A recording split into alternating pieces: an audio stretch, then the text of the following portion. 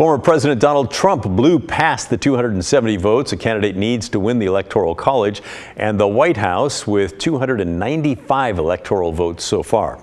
Earlier this week, we explained how the Electoral College works and why we elect presidents this way, even though no other country in the entire world does it quite like this.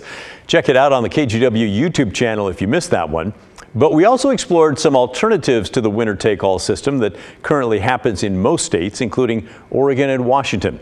And that led to this email from a viewer named Jim, who wrote, "If you check with the Oregon legislature actions of the 2019 session, you'll find that a bill was passed on a party line vote that gave Oregon's electoral votes to the winner of the national popular vote. Will Oregon renege on a law passed by the majority party in Salem?" Well, Jim, you are correct. The Oregon legislature did pass a national popular vote law. And if it's confirmed that Trump won the national popular vote this time around, which does appear likely, will Oregon's electoral votes flip for Trump? The answer is nope, not this time. Here's why. It's because the Oregon law that lawmakers passed came with a little caveat. It only takes effect if enough other states join in on the idea, and so far, they've not. More on that in a moment. The national popular vote movement is sort of a middle ground between the Electoral College, keeping it, and abolishing it altogether. Right now, each state gets a number of electors based on population. Oregon has 8. That's 6 congressional districts plus 2 senators.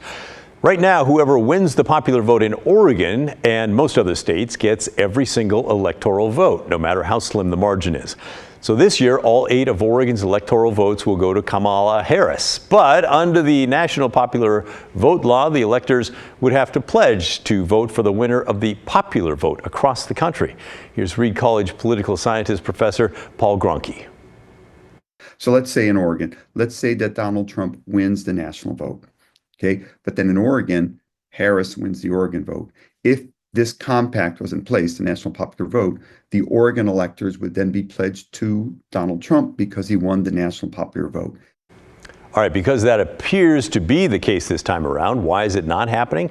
Well, the national popular vote law won't go into effect until enough states have bought into it and agreed to it. That requires that the total of those states' electoral votes equals 270. That's the magic number needed to win the presidency. Right now, only 17 states and Washington, D.C. have agreed. Oregon and Washington are among them. And altogether, they have 209 electoral votes, so not really close. Will other states join in? Gronke says he doesn't think enough smaller states will hop on board because they don't want to lose the influence their electoral votes currently have. But he thinks another idea might also work, the one Maine and Nebraska are using. They split their state's electoral votes by congressional district.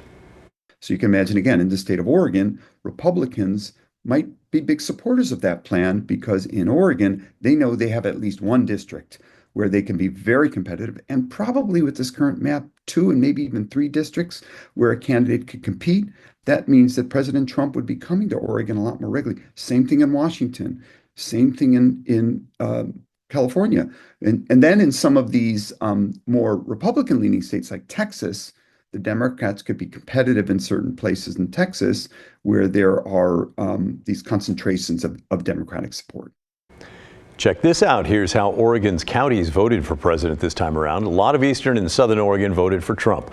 Most of that is in District 2, which is represented by Republican Cliff Bentz, who won re-election, by the way.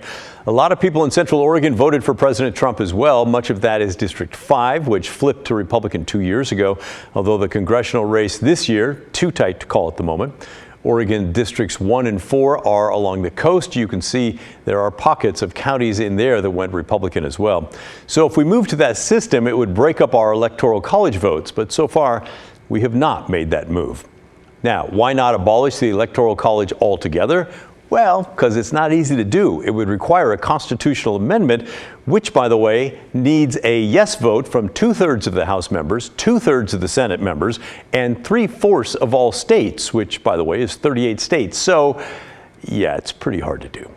On the other hand, the national popular vote law and the idea to split electoral votes by congressional district, well, those do not require a congressional amendment, my friends, and in theory, would be a lot easier to make happen. So, think about that for a while.